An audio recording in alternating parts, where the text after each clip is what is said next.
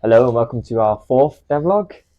We're going to start off with asking Adam, can you tell us a bit about the map we developed in Houdini? Yes, so in the previous week, myself along with Brian, who's unfortunately not here with us today, we were working within Houdini, creating the map based on the concept art that Hamza and Jacob created.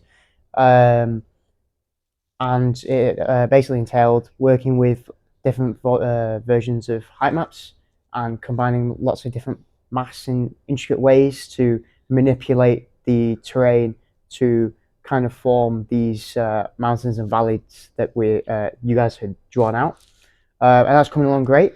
Um, and just today, we've had some feedback on it, and we're going to make some slight iterations and changes to it to make it feel a lot more realistic. Believable, Yeah, yeah. a lot more believable.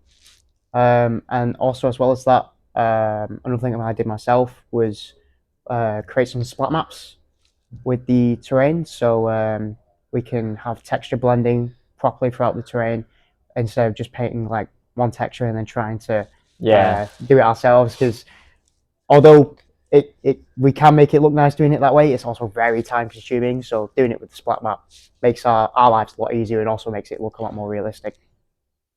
so moving on, Hamza's been working on a crafting system. Can we hear about that? As player can now interact with an object to open up A a crafting UI. station, yeah. There's a crafting station, open up a UI. They can now choose between 6 items they can now craft because we limited our crafting currently to 6 to meet our scope because of the deadline. You now have different materials which will contribute to crafting such materials which you can find around the world. With the looting system is not yet made, but with these materials you can now craft items and use them in combat. This past week, I have been working on the save system. I've implemented the file manager that replaces a lot of the obsolete code that Hamza has developed last semester. With that, some UI updates comes in. We've got some thumbnails, which are really cool. You can see your last save, so it's easy to remember. On top of that, it tells you the last time you played it, so you know which one's your most recent one. It's at the top, and when you click play, it's going to load your most recent save. So it's just a bit more, like natural, the progression of how you're going to play a save, rather than you have to go and look for your save, like, oh, where is it? Where is it in the names? Where have I named it? So that's what I've been working on, and that's going to help us as well. This new file manager, it's a lot simpler, it's a lot more streamlined, and we want to be able to save new scenes now. So there's no functionality at the moment, but it should be relatively easy just to insert that in between the saving of files. And later, there is plans to encrypt the data, so you can't edit it in the JSON, because at the moment it's not encrypted. But for now, it's okay, because you want to see what we're saving. Easier to develop like that. It might be an enchantment table. It might be an enchantment table, yes. So, what are you excited for next week, guys? So for me personally, it will be continuing to work within Houdini with the feedback that we received today, working on that and changing these splat maps. Most specifically, it will be mainly to do with how the snow texture is placed throughout the scene to make that currently it just adheres to some height values that we set, and we'll be changing that to be height as well as slope values. So it definitely seemed how how snow would actually accumulate. So it's like collecting on Yeah. only the flat bits and not where it's sloped. Yeah.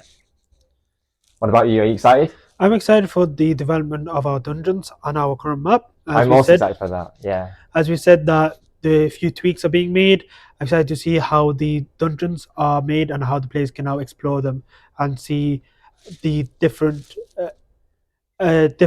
capabilities that we have. Well, I'm excited about developing those dungeons, those bunkers that you can explore, and you're welcome to help. It'll be a great thing we can work on together if you want.